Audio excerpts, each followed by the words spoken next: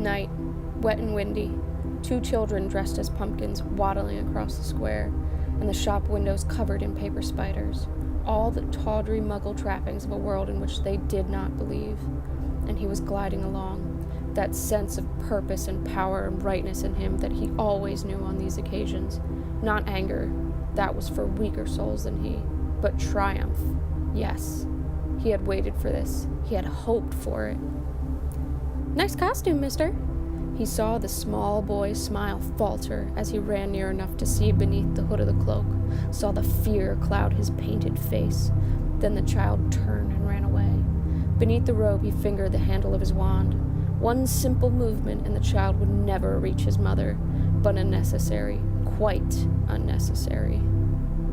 And along a new and darker street he moved, and now his destination was in sight at last, the Fidelis charm broken, though they did not know it yet, and he made less noise than the dead leaves slithering along the pavement as he drew level with the dark hedge and stared over it. They had not drawn the curtains. He saw them quite clearly in their little sitting room, the tall, black-haired man in his glasses making puffs of colored smoke erupt from his wand for the amusement of the small, black-haired boy in his blue pajamas.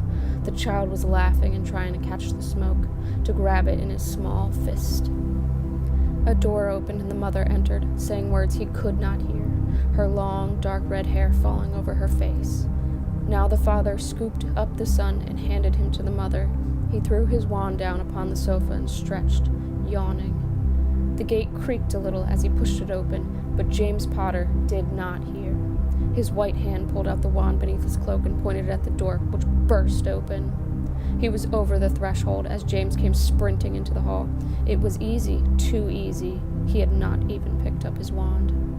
"Lily, take Harry and go. It's him. Go, run, I'll hold him off." Hold him off? Without a wand in his hand? He laughed before casting the curse. "Avada Kedavra!" The green light filled the cramped hallway. It lit the pram pushed against the wall. It made the banisters glare like lightning rods, and James Potter fell like a marionette whose strings were cut. He could hear her screaming from the upper floor, trapped. But as long as she was sensible, she, at least, had nothing to fear.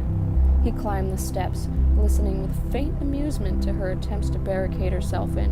She had no wand upon her either. How stupid they were, and how trusting, thinking that their safety lay in friends, that weapons could be discarded even for moments. He forced open the door, cast aside the chair and boxes hastily piled against it with one lazy wave of his wand, and there she stood, the child in her arms.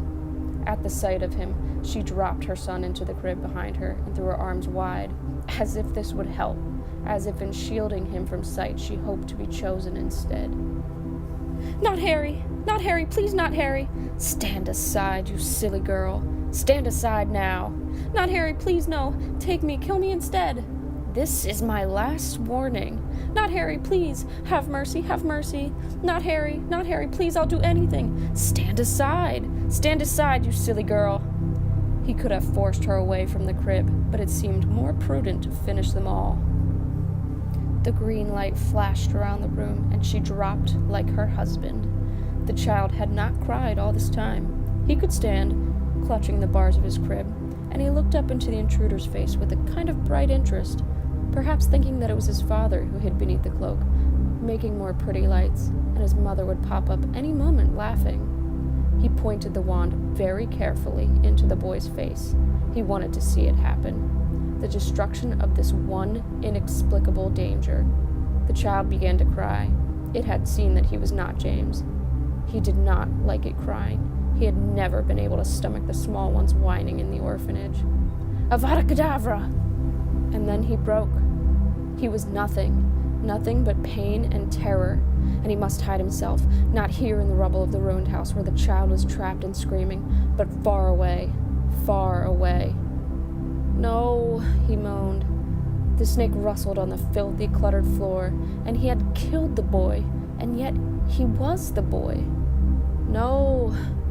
And now he stood at the broken window of Bathilda's house, immersed in memories of his greatest loss, and at his feet the great snake slithered over broken china and glass. He looked down and saw something. Something incredible. No. Harry, it's all right, you're all right. He stooped down and picked up the smashed photograph. There he was, the unknown thief. The thief he was seeking. No, I dropped it. Harry, it's okay. Wake up. He was Harry. Harry, not Voldemort. And the thing that was rustling was not a snake. He opened his eyes.